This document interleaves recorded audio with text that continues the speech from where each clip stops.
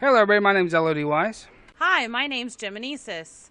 Hi guys, we're going to be reviewing Season 2, Episode 11 of Fear the Walking Dead, titled Pablo and Jessica. Alright, well, what we're going to do is we just have a list here of big points of this episode. There really isn't that many of them, honestly. It's going to be Nick was cutting those pills and actually was able to expand their oxy amount to be able to save this town from his sort of a screw-up, but sort of a heroic thing. I think he's using his background in his drug addict days to help out the community, which is good. I think that it could kind of lead into possibly something that is bad that's going to happen later on.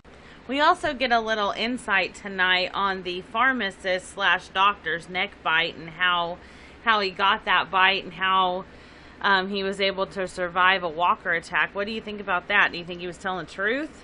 I think it was to the point that he believes, maybe. Maybe he's actually was bitten, but was bitten by the junkie that was all hopped up. Maybe it wasn't actually dead at that time. That might be, honestly, where this bite came from. I mean, it may not have been actually a dead person yet. So that might be the reason why he's able to survive. So, I think, honestly, to his knowledge, this is what he believes. This is what he thought actually happened. Or it could be that, going back to that whole Herschel thing that we talked about last time, it could be that he was so out of it at that point that maybe he didn't know, but somebody, just cut that part of his skin off, just dug into his muscle and just cut that off. Well, that's possible. Let's actually jump down to the next point. This kind of ties in more or less. It's about the walkers at the pier. Wow, that was quite a few walkers. Yeah, that was quite a few walkers.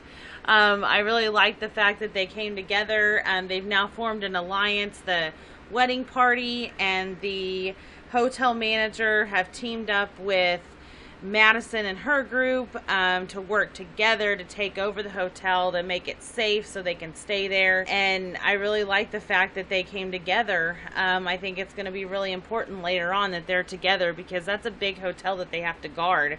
And then, clearing it out is really important. They had to take those walkers, and I really like their idea instead of going room by room and just, hitting them in the head or whatever, stabbing them in the head, that we take them off to the pier. And actually, that was the daughter's idea. She came up with a really good idea there. Yeah, I have to agree, but I still don't think they should have taken them all out. I mean, I think they should have taken them downstairs, blocked them in down on the bottom, and let them have free reign of the first 2 floors of the building. Then after that, build some sort of a security walkway in and out of the place that is just kind of like the Nick's town, where they have the walkers as a defensive. That way, people come in, they see a massive group. I mean, there was a lot of zombies there. So that was a big group. Nobody's really want to mess with a massive group like that. Yeah, nobody really, I can see where you're coming from on that. I think it's, I do think it's a good idea, maybe as kind of a buffer zone or whatever, because people aren't going to mess with that, or not going to want to mess with that many walkers. Especially, most people don't even know what the heck's going on. And there's not that many people alive anymore to take over, so.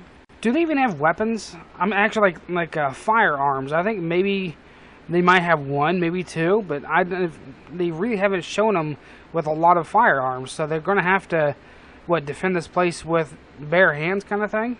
And crowbars. I think I've seen crowbars and pipes and things like that, but that's it. So moving on to our next point, our next point that we thought was really interesting. Ophelia is still missing.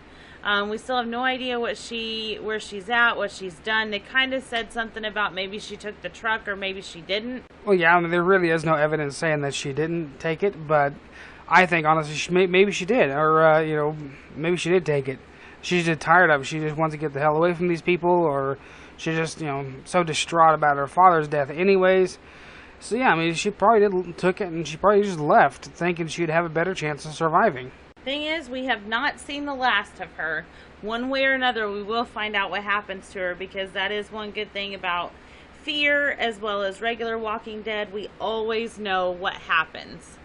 Yeah, I mean, there's still quite a few episodes. There's, 4 episodes left, I think?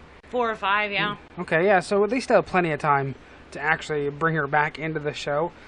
bring her back into the fold. I mean, the next step, I kind of would like to talk about Nick and Luciana. That's it, yeah. They actually hook up and they have some study group and start making out. I mean, I guess it's like back in high school or something. Well, I think that, you know, a little bit earlier in the episode, we see Luciana, her brother, they've apparently found her brother Pablo in a bunch of pieces and dead, basically. And Nick kind of consoles her while they're, I don't know, out gallivanting around somewhere. Then they come back and, you know, Nick gets his new place or whatever, and he's just sitting there studying some Spanish because he needs to know Spanish to be in this community, you know. And then all of a sudden she knocks on the door. So, I don't know. I think Luciana and Nick, I think Luciana's good for Nick. Maybe we'll keep him on the right track. Nick's good for Luciana because he has a carefree kind of style when it comes to, you know, defending people and stuff like that. So, next point that we want to talk about here is Strand is helping out the husband of Jessica, which is the bride that got basically eaten by her father, which is weird, but whatever. We kind of get to see a little glimpse into what Strand was feeling whenever his husband or boyfriend died right in front of him. What do you think? I mean, a lot of people were more or less just saying that he was just playing the entire scenario, but more and more you look at this, I don't think so. Maybe in the very, very beginning when he was stealing the guy's credit cards and stuff like that, then yeah, I could believe it back and then. But once they actually started to get to know each other and whatever else, I think it became genuine. All right, well, down to final thoughts. Is the new Nick and Luciana going to be just like Glenn and Maggie? Oh, that'd be quite different. Or is it going to be another one of those pregnancy deliveries like we had with Lori in the prison? God, I don't want to see that again. That was quite horrific.